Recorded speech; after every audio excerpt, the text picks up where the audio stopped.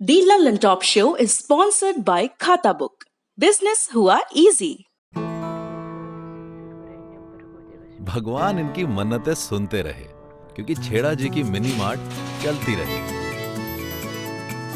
Lockdown में जिंदगी चली क्योंकि लोकल दुकानें चली। खाता बुक की ओर से इन सभी लोकल दुकानदारों को दिल से सलाम।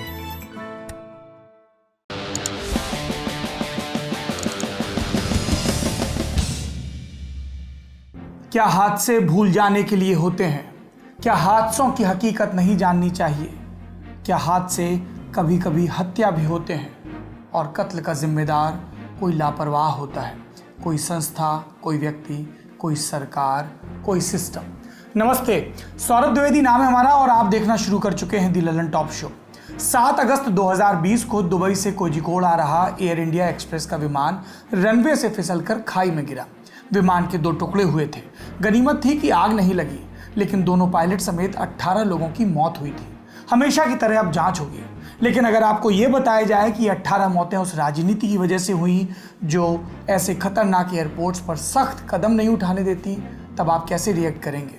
कोझिकोड, जम्मू, पटना और मैंगलोर, इन 4 एयरपोर्ट्स पर बड़े विमानों के उतरने लायक जगह नहीं है, लेकिन नेताजी हैं कि रोक लगने नहीं देते। बड़ी खबर में आज भारत के खतरनाक एयरपोर्ट्स और उन्हें चलाते रहने वाली राजनीति के बारे में बात करेंगे, क्योंकि हादसा बीतने के बाद ये हकीकत हमारे सामने आनी चाहिए और सबक भी।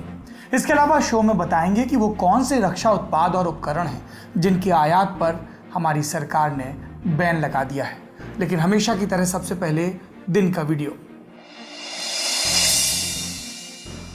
मैं आज 3-4 महीने से कोरोना में ड्यूटी कर रही थी, सर्वे कर रही थी सब जगह, और मुझे 4 दिन पहले फीवर आया था। फिर भी मैंने डॉक्टर साहब से मना किया कि डॉक्टर साहब मुझे मत भेजिए सर्वे में, मुझे फीवर आ रहा है। तो फिर भी उन्होंने कहा कि आशाओं की संख्या कम है, आप लोगों को सर्वे करना ही पड़ेगा।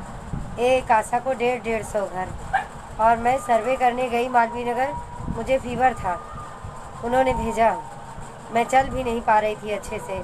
सर्वे करने के बाद बहुत वीकनेस फील हुई और बुखार बहुत तेज़ हो गया और दर्द बहुत ज़्यादा हो गया। तो मेरी एनम दीदी, रेखा दीदी ने कहा कि पैरासीटामॉल खा लीजिए। मैंने वो भी खाई, फिर भी दर्द बर्दाश्त नहीं हो रहा था। फिर दीदी के साथ आई तो रामबाग में उतरकर अपने बच्चे को फ़ोन किया, उसके साथ अपने घर आ गई, क्योंकि मैं जाँच नहीं करा पाई थी सर की वजह से। फिर सर ने कहा अगर सर्वे नहीं करना है तो कोविड की जांच कराओ। मैं जांच कराने गई, मैं कोरोना पॉजिटिव निकली एडीसी में। उसके बाद से मैं अपने घर में ही हूँ। ये वीडियो प्रयागराज का है। आशा कार्यकर्ता किरण गुप्ता ने एक वीडियो बनाकर अपने उच्च अधिकारियों और स्वास्थ्य महकमे पर आरोप लगाया क्या कि कोरोना काल में बगैर छुट्टी उनसे काम लिया जाता रहा। अब जब वह कोरोना संक्रमित हो गई तब विभाग के अधिकारी उनकी सुध नहीं ले रहे, पड़ोसी परेशान कर रहे। जरूरी सामान खरीदने बेटा घर से बाहर निकलता है तो पुलिस रोकती है। ऐसे वीडियो जांच का कारण बन जाते हैं और फिर बात लंबी हो जाती है। लेकिन एक चीज पर जांच से पहले भी बात की जा सकती है, पुलिस और पड़ोसियों का व्यवहार, वो भी एक कोविड-19 वॉरियर के साथ। बीमारी से डर समझा जा सकता है, लेकिन उस व्यक्ति के साथ ऐसा सलूक जो आपकी ही तरह कोरोना से लोगों को बचाते बचाते संक्रमित हो गया, आपकी तरह था लेकिन उसने परवाह नहीं की और वो काम पर गया। एक शब्द है अंग्रेजी का, फुट सोल्जर। ये वो फुट सोल्जर हैं स्वास्थ्य महकमे के जो सबसे ज़्यादा लोगों के कांटेक्ट में रहते हैं। आपके घर में भी कोई आशा दीदी आई होंगी जिन्होंने सर्वे किया होगा या कोई दूसरा काम, और अब उनके प्रति व्यवहार। सिस्टम है, सिस्टम अपनी सफाई देगा, कितनी देगा ये आपकी जागरूकता पर निर्भर करेगा, लेकिन आपके हिस्से की सफाई भी तो बनती है, क्योंकि ये व्यवहार हमारा और आपका है। हम और आप मिलकर समाज बनाते हैं। मैं फिर दोहराता हूँ, बीमारी से डरिए, बीमार से नहीं। अब बढ़ते हैं सुर्खियों की तरफ। पिछले 24 घंटों के भीतर भारत में कोरोना संक्रमण के 62,064 मामले सामने आए। 1007 लोगों की मौत हो गई, 54,859 लोग ठीक हो गए। इन सबको अगर जोड़ दें तो कुल आंकड़ा क्या होता है? कुल केस देश में अब तक हुए 22,15,074, मौत का कुल आंकड़ा 44,386 और ठीक हुए मरीजों की संख्या 15,35,743। अगली सुर्खी विश्वास मत से जुड़ी हुई है। आप कैलेंडर चेक मत करिए, आज 14 अगस्त नहीं है और हम राजस्थान की बात भी नहीं कर रहे हैं। हम बात कर रहे हैं मणिपुर की, जहां एनडीए की सरकार है। भाजपा के नेता एन बीरेन सिंह मुख्यमंत्री हैं। ये सरकार पहली दफा तब खतरे में आती दिखी जब 17 जून को 6 विधायकों ने सरकार से समर्थन वापस लिया। 3 भाजपा विधायकों ने पार्टी छोड़ दी, कांग्रेस में चले गए। इसके बाद दिल्ली और गुवाहाटी से भाजपा के वरिष्ठ नेता इम्फाल पहुंचे, साथ में पहुंचे मेघालय के मुख्यमंत्री कोनराड संगमा। इन सब का दबाव रहा और तब संगमा की पार्टी यानी नेशनल पीपल्स पार्टी के 4 विधायक सरकार में लौट आए। कांग्रेस के नेता और मणिपुर के पूर्व मुख्यमंत्री ओकराम एबुबी सिंह को इस सारी हलचल का सूत्रधार बताया गया। उन्हें सीबीआई ने पूछताछ का नोटिस भी भेजा। बीजेपी को लगा कि सब ठीक हो गया, लेकिन 28 जुलाई को कांग्रेस अविश्वास प्रस्ताव ले आई। इसके जवाब में एन बीरेन सिंह विश्वास मत ले आए। तो अब विश्वास मत पर वोटिंग होनी है, बहस चल रही है। भाजपा और कांग्रेस और बाकी पार्टियों ने अपने अपने विधायकों के लिए व्हिप जारी कर दिया है। फिलहाल सदन में 53 सदस्य हैं, क्योंकि 3 ने इस्तीफा दिया और 4 की सदस्यता दल बदल कानून के तहत चली गई। इस विश्वास मत का जो भी नतीजा आएगा आपको सूचित किया जाएगा। तीसरी सुर्खी सुदूर अंडमान निकोबार से है। प्रधानमंत्री नरेंद्र मोदी ने आज चेन्नई से पोर्ट ब्लेयर तक समंदर के अंदर बिछी ऑप्टिकल फाइबर केबल का उद्घाटन किया। जानते हैं इसकी लंबाई कितनी है?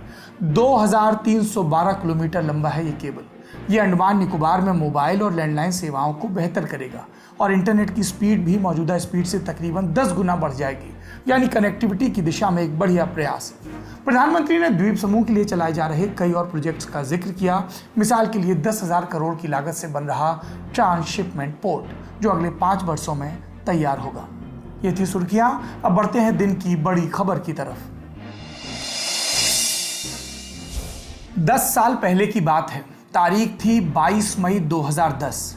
एयर इंडिया एक्सप्रेस की फ्लाइट 812 ने दुबई से उड़ान भरी। सुबह 6:05 पर कर्नाटक के मैंगलोर एयरपोर्ट पर इसे लैंड करना था। फ्लाइट के कैप्टन और फर्स्ट ऑफिसर दोनों के लिए मैंगलोर एयरपोर्ट अनजाना नहीं था। कैप्टन ग्लूसिका यहाँ 17वीं बार लैंड कर रहे थे और फर्स्ट ऑफिसर अहलूवालिया को 66 बार मैंगलोर में लैंडिंग का अनुभव था। सब क्लियरेंस मिलने के बाद विमान रनवे पर उतरा, लेकिन रनवे खत्म होने के बाद भी विमान रुक नहीं पाया। ये रनवे को पार कर गया। रनवे 2450 मीटर का था। प्लेन रनवे की शुरुआती छोर से 1600 मीटर बाद जमीन पर उतरा और रुकने के लिए बची सिर्फ 850 मीटर की दूरी। इतनी दूरी में प्लेन नहीं रुक पाया, ओवरशूट कर गया, मतलब रनवे के पार निकल गया और आगे थी खाई, उसमें गिर गया। गिरते ही प्लेन ने आग पकड़ ली। प्लेन में 6 क्रू और 160 यात्री सवार थे। इनमें से 158 की मौत हो गई। ये 21वीं सदी में भारत का सबसे बड़ा विमान हादसा था।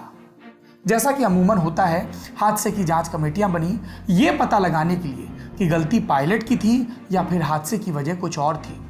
ऐसे हादसे दोबारा ना हो, इसको लेकर भी नागरिक उड्डयन मंत्रालय ने civil aviation safety advisory council यानी CASAC बनाई।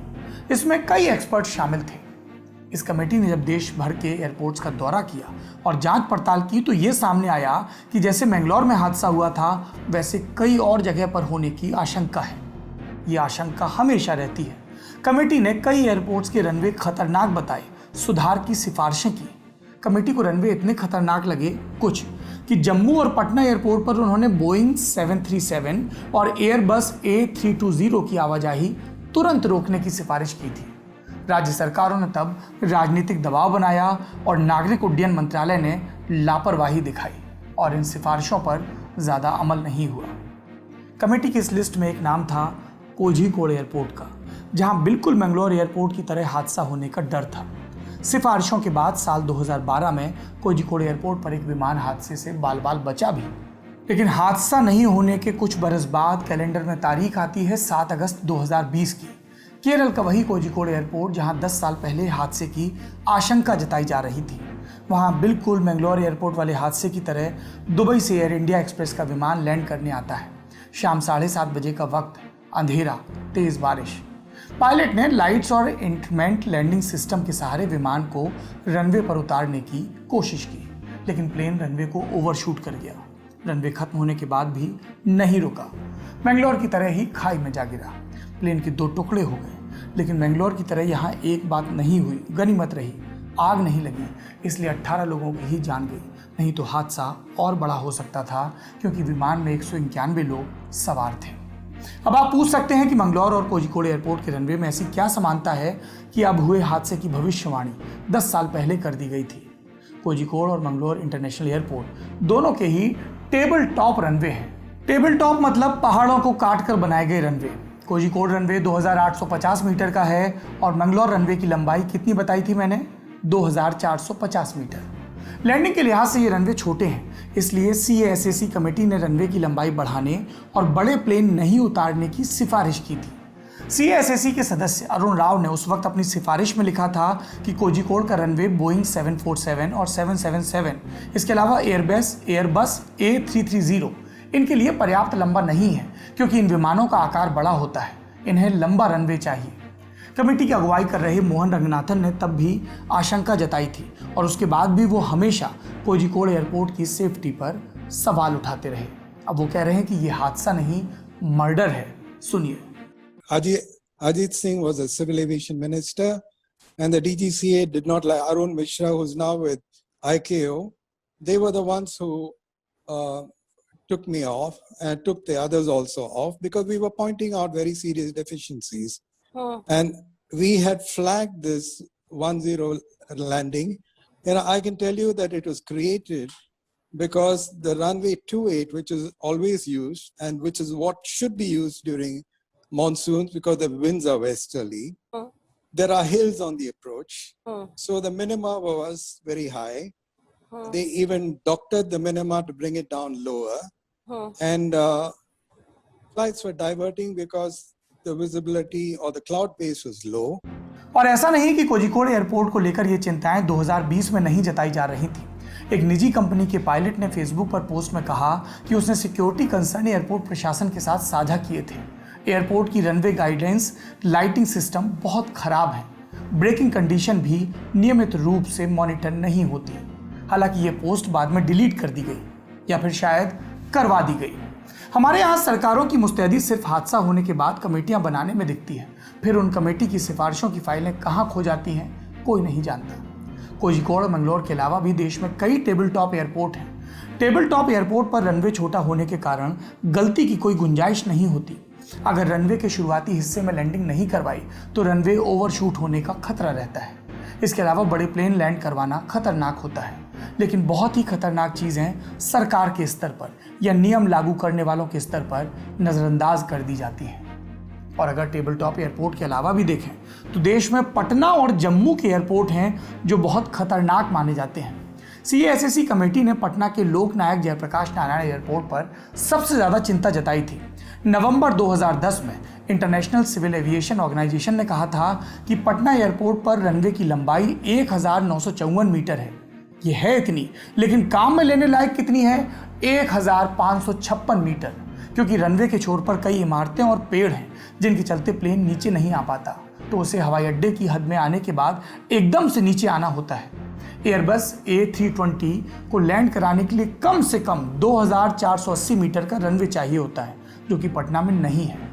सेफ्टी कंसर्न की वजह से पटना में DGCA ने बोइंग और एयरबस फ्लाइट्स पर रोक लगा दी थी, लेकिन फिर खबर आई कि मुख्यमंत्री नीतीश कुमार ने उस वक्त के नागरिक उड्डयन मंत्री अजीत सिंह को चिट्ठी लिखी, रोक हट गई और फ्लाइट्स फिर चालू हो गई। अब पटना में नया टर्मिनल बन रहा है, लेकिन रनवे में खास सुधार नहीं किया जा रहा। पायलट्स कहते हैं गलती की गुंजाइश बिल्कुल नहीं है। नज़र हटी दुर्घटना घटी वाला किस्सा है, और जम्मू एयरपोर्ट का भी यही हाल है। कोझिकोड में इतने बड़े हादसे के बाद ज़रूरत है कि देश के सभी एयरपोर्ट का सेफ्टी रिव्यू हो, ताकि हम आगे ऐसे किसी हादसे की आपको खबर न दें, हमें इंतज़ार न करना पड़े। और इसकी आड़ में आने वाली राजनीति का मुंह बंद कराना और भी ज़रूरी है, फिर चाहे वो पिनरई विजयन की सरकार हो, नीतीश कुमार की सरकार हो, या फिर मनोज सिन्हा के अंतर्गत आने वाला जम्मू कश्मीर प्रशासन। पहले UPA की सरकार मनमोहन सिंह के नेतृत्व में, और अब नरेंद्र मोदी की सरकार। सब सरकारों की जवाबदेही देश की जनता के प्रति है, एक उम्मीद के साथ कि सरकार अब तो जागेंगे। अब हम बात करेंगे एक ज़रूरी अहम मुद्दे की। कोविड-19 से लड़ाई का एक मोर्चा है अर्थव्यवस्था का, और इस मोर्चे पर नरेंद्र मोदी सरकार ने आत्मनिर्भर भारत अभियान की शुरुआत की। जोर इस बात पर कि ज़्यादा से ज़्यादा सेक्टर्स में काम देश के भीतर हो, आयात ना करना पड़े, पैसे की बचत हो। इसी विचार पर आगे बढ़ते हुए भारत सरकार ने 9 अगस्त के दिन 101 रक्षा उत्पादों के आयात पर प्रतिबंध लगा दिया। आप कहेंगे भैया लल्लन टॉप, डिफेंस की चीजें हैं, आम आदमी को कितनी दिलचस्पी लेनी चाहिए? मैं कहूंगा लेनी चाहिए, क्योंकि इस पूरी बहस से एक शब्द आया है जिसकी चारों तरफ चर्चा हो रही है, नेगेटिव लिस्ट। इस लिस्ट में जिस सामान का नाम होगा वो खरीदा नहीं जाएगा, देश में बनाया जाएगा और सेनाएं इनको खरीदेंगी। रक्षा मंत्री राजनाथ सिंह ने एक प्रेस कॉन्फ्रेंस में सारी जानकारी दी। हम वहीं से आपके लिए जानकारी लाए हैं, वो सुनिए और फिर विशेषज्ञों की राय भी। सबसे पहले जानिए कि इस नेगेटिव लिस्ट में कौन कौन से उत्पाद हैं। लंबी लिस्ट है, कुछ नाम बता देते हैं। आर्टिलरी गन जैसे बोफोर्स जैसी तोपें, असॉल्ट राइफल, नौसेना के लिए जहाज, इसके अलावा मालवाहक विमान जैसे चिनकू या AN-32, लाइट कॉम्बैट हेलीकॉप्टर, इसे आप अपाचे के छोटे भाई की तरह समझ सकते हैं। इसके अलावा सेना के लिए wheeled armoured fighting vehicle AFV, इसे आप टायर वाले टैंक की तरह समझिए। इसके अलावा पनडुब्बियां और लाइट कॉम्बैट एयरक्राफ्ट माने तेजस का भी जिक्र है। ये लिस्ट कैसे बनाई गई? रक्षा मंत्रालय ने एक बयान जारी करके बताया है कि नेगेटिव लिस्ट बनाने से पहले सेना, वायुसेना, नौसेना, रक्षा अनुसंधान एवं विकास संगठन यानी कि DRDO, ऑर्डिनेंस फैक्ट्री बोर्ड और निजी क्षेत्र से बात की गई। इसके बाद chief of defence staff Bipin Rawat की अध्यक्षता वाले डिपार्टमेंट ऑफ मिलिट्री अफेयर्स ने इस लिस्ट को फाइनल किया। ये लिस्ट स्थायी नहीं है, इसमें भविष्य में और भी उत्पाद जोड़े जा सकते हैं। अगला सवाल ये उठता है कि ये प्रतिबंध कब से लगेगा? ऐसा तो हो नहीं सकता कि आज सामान बैन किया और कल से ही वो भारत में बनने लगे। इसलिए लिस्ट का सामान 2020 से 2024 तक अलग अलग समय पर बैन किया जाएगा। शुरुआत होगी दिसंबर 2020 से, ताकि बैन होने से पहले घरेलू उद्योग ये सामान न सिर्फ बनाने लगें बल्कि वो सेना की जरूरतों और गुणवत्ता पर खरे भी उतरें। इसलिए आपने गौर किया होगा कि जब हम आपको लिस्ट के नाम बता रहे थे कुछ, तो इसमें कई ऐसे उत्पाद थे जिन पर भारत में पहले से ही काम चल रहा है। जैसे लाइट कॉम्बैट हेलीकॉप्टर, इसका परीक्षण हो रहा है, ये हाल में लद्दाख में देखा गया था। बोफोर्स जैसी आर्टिलरी गन हम धनुष के नाम से बनाने लगे हैं और असॉल्ट राइफल के लिए रायबरेली में फैक्ट्री भी लगाई जा रही है। कितना पैसा लगेगा इन उत्पादों पर? लिस्ट में जो उत्पाद शामिल हैं उनके लिए तीनों सेनाएं तकरीबन 4 लाख करोड़ रुपए का ऑर्डर देने वाली है। ये एक अनुमानित आंकड़ा है। ये ऑर्डर अगले 7 साल में दिए जाएंगे। रक्षा मंत्री के मुताबिक सेना और वायुसेना 1,30,000 करोड़ के ऑर्डर दे सकते हैं और नौसेना 1,40,000 करोड़ के। अब आप पूछेंगे कि नौसेना का बिल इतना बड़ा कैसे? तो इसका जवाब ये हो सकता है कि नौसेना के लिए कई युद्धपोत और पनडुब्बियां बननी है। मिसाल के लिए वो 6 पनडुब्बियां जो स्ट्रेटेजिक पार्टनरशिप के तहत भारत में बननी है, अकेले यही 42,000 करोड़ की पड़ेंगी। पैसा आएगा कहां से? वित्त मंत्री निर्मला सीतारमण, उन्होंने मई में कह दिया था कि रक्षा मंत्रालय से उपकरणों की खरीद का बजट 2 हिस्सों में बांटा जाएगा। ये काम अब कर दिया गया है, तब बयान था, अब एक्ट हो गया। अब इस बजट के 2 हिस्से होंगे, फॉरेन कैपिटल प्रोक्योरमेंट और domestic capital procurement. Domestic procurement वाले बजट से घरेलू उत्पाद खरीदे जाएंगे। इस वित्त वर्ष में इस मद के लिए पहले से ही 52,000 करोड़ का बजट रखा गया है। ये तो अच्छी बातें हो गई। अब आते हैं आलोचना पर, क्योंकि हम हैं लोकतंत्र और यहाँ सवाल पूछने की आजादी है। इस बारे में कोई शुबहा नहीं कि आत्मनिर्भरता होनी ही चाहिए। रक्षा मामलों में ये ज्यादा जरूरी है, क्योंकि रक्षा तकनीक बहुत मेहनत से हासिल की जाती है, इसलिए कोई देश इन्हें आसानी से देने को राजी नहीं होता, और राजी हो जाए तो वो पैसे इतने मांगते हैं कि हम मन महसूस कर रह जाते हैं। 126 से 36 रफाल होने के पीछे ये सबसे बड़ी वजह थी। अगर आपके उपकरण विदेशी हुए तो संकट के वक्त आप दूसरे देश के रहमो करम पर रहते हैं। मिसाल के लिए अगले ने तोप तो बेच दी, लेकिन लड़ाई के वक्त जरूरत भर के गोले नहीं दिए, मना करने लगे, आनाकानी करने लगे। ऐसी बहुत सारी वजह हैं। इसलिए एक के बाद एक कई सरकारों ने रक्षा उत्पादन में आत्मनिर्भरता की बात की है, और यही समस्या है कि सरकारें बात ही करती रह गईं। आत्मनिर्भर भारत से पहले 2014 में आया था मेक इन इंडिया। अब वो कहां गुम हो गया, कोई नहीं जानता। सरकार खुद उसका जिक्र नहीं करती। इंडियन एक्सप्रेस अखबार में सुशांत सिंह ने लिखा है कि आत्मनिर्भरता की बात तो 1962 के युद्ध से पहले जवाहरलाल नेहरू की सरकार के रक्षा मंत्री वी.के. कृष्ण मेनन भी करते थे।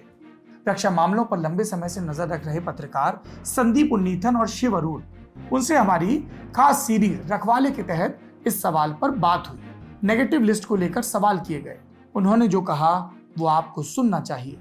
कि जो डिफेंस प्रोक्योरमेंट पॉलिसी को उन्होंने DAP अब बना दिया है और उसमें वो एक नेगेटिव लिस्ट की बात कर रहे हैं। ये जो स्पिरिट है आत्मनिर्भर भारत अभियान की, उससे हम बिल्कुल अग्री करते हैं, ऐसा होना चाहिए, इंडिजिनियस मैन्युफैक्चरर्स को प्रमोशन मिलना चाहिए। लेकिन ये जो नेगेटिव लिस्ट क्या कोई हमारे इतिहास में उदाहरण रहा है और क्या ऐसे लिस्ट आगे चल के कभी समस्या का कारण बन जाती है?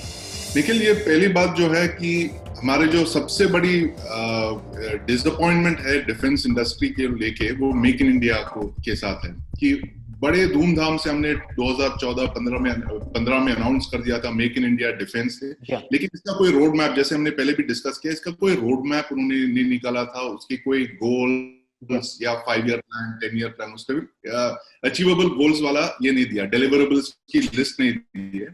तो वो भी थोड़े करके every few years they are releasing some new thing. जो अभी किया उन्होंने नेगेटिव लिस्ट की जो बात चल रही थी, वो बहुत पहले करना चाहिए था, तो तब आके आप पहले 5 इयर्स में आपको रिजल्ट्स मिलते हैं।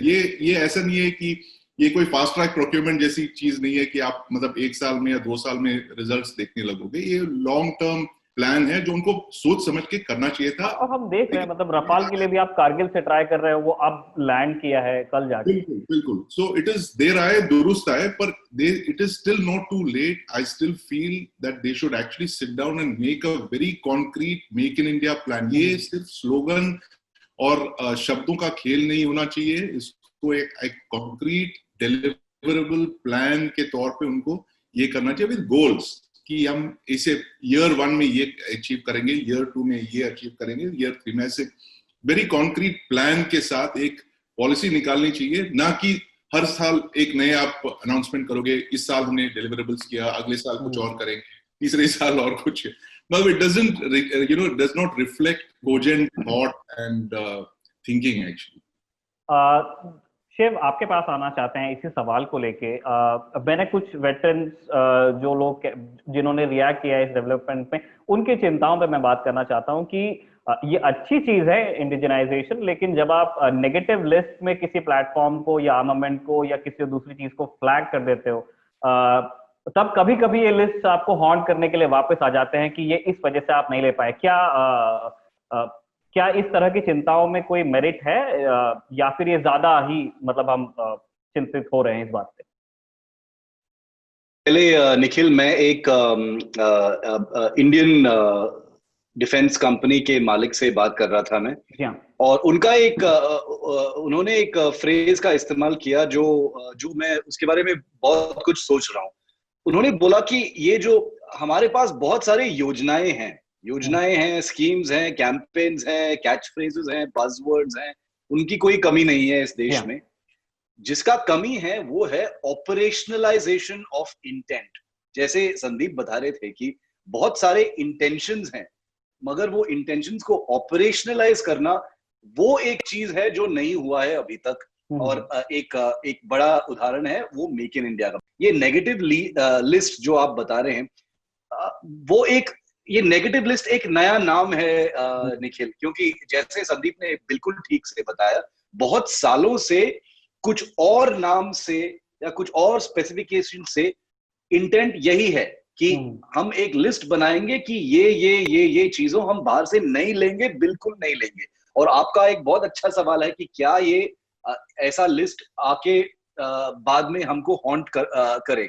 ये एक एक्सट्रीमली इंपॉर्टेंट सवाल है, क्योंकि हमारे पास डिफेंस प्लानिंग में क्लैरिटी नहीं है। जैसे आप देख रहे हैं कि जब लद्दाख का सिचुएशन बढ़ता जा रहा है, हमारे पास ये सारे इमरजेंसी प्रोक्योरमेंट्स है, और जैसे हमने प्रीवियस रखवाले के एपिसोड में हमने बातचीत की थी उस पर कि ये इमरजेंसी प्रोक्योरमेंट्स एक गलत चीज है, उसका इंडिकेशन बहुत गलत है। इसका मतलब है आपका प्लानिंग ठीक नहीं है पहले से।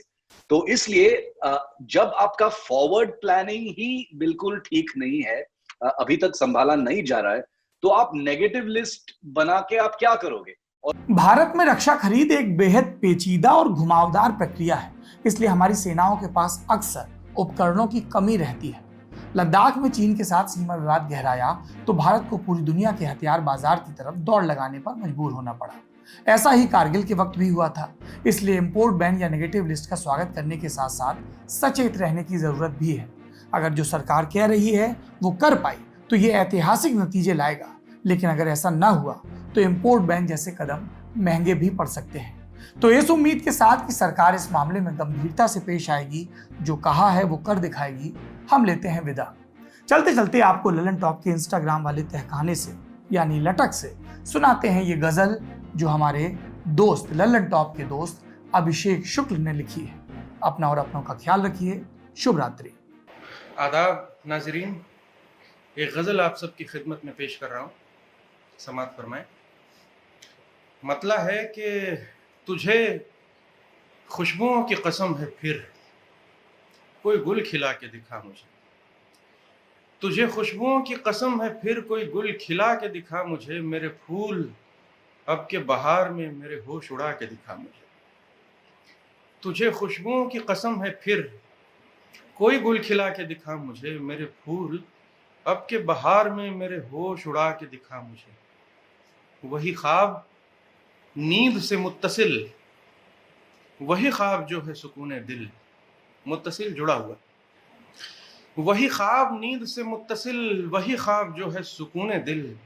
मैं ये चाहता हूँ वो ख्वाब तू किसी शब जगह के दिखा मुझे। वही ख्वाब नींद से मुत्तसिल, वही ख्वाब जो है सुकून दिल। मैं ये चाहता हूँ वो ख्वाब तू किसी शब जगह के दिखा मुझे। मेरे जंगलों में भटक कभी, मेरे जंगलों में भटक कभी, झुंझला के पांव पटक कभी। तेरा इश्क अपनी जगह मगर मेरी ताब ला के दिखा मुझे। मेरे जंगलों में भटक कभी, झुंझला के पांव पटक कभी। तेरा इश्क अपनी जगह मगर मेरी ताब ला के दिखा मुझे। कोई मोहर है कि ये रब्त है, दिलो जां पे अब भी वो सब्त है। कोई मोहर है कि ये रब्त है, दिलो जां पे अब भी वो सब्त है। तेरे पास हूं मैं तो क्या हुआ मेरी जान, पाके दिखा मुझे। कोई मोहर है कि ये रब्त है, दिलो जां पे अब भी वो सब्त है। तेरे पास हूं मैं तो क्या हुआ मेरी जान, पाके दिखा मुझे। कहाँ कोई राह फरार है, पसे जिस्म जां का गुबार है। कहाँ कोई राह फरार है, पसे जिस्म जां का गुबार है। मैं खुद अपनी कैद में हूँ यहाँ, कभी आ छुड़ा के दिखा मुझे। कहाँ कोई राह फरार है, पसे जिस्म जां का गुबार है। मैं खुद अपनी कैद में हूँ यहाँ, कभी आ छुड़ा के दिखा मुझे। तेरे बाद कितनी बगावतें मेरे जिस्मो जां पे गुजर गईं। तेरे बाद कितनी बगावतें मेरे जिस्मो जां पे गुजर गईं। मेरे दिल ने मुझसे कहा कि तू कहीं दिल लगा के दिखा मुझे। तेरे बाद कितनी बगावतें मेरे जिस्मो जां पे गुजर गईं। मेरे दिल ने मुझसे कहा कि तू कहीं दिल लगा के दिखा मुझे। मुझे ऐसे उसने रिहाई दी, मुझे ऐसे उसने रिहाई दी, कोई रहगुजर न दिखाई दी। मुझे ऐसे उसने रिहाई दी, कोई रहगुजर न दिखाई दी। कहा उसने कान में आके फिर जरा दूर जाके दिखा मुझे। मुझे ऐसे उसने रिहाई दी, कोई रहगुजर न दिखाई दी। कहा उसने कान में आके फिर जरा दूर जाके दिखा मुझे। तुझे खुशबुओं की कसम है फिर कोई गुल खिला के दिखा मुझे। मेरे फूल लब के बहार में मेरे होश उड़ा के दिखा मुझे।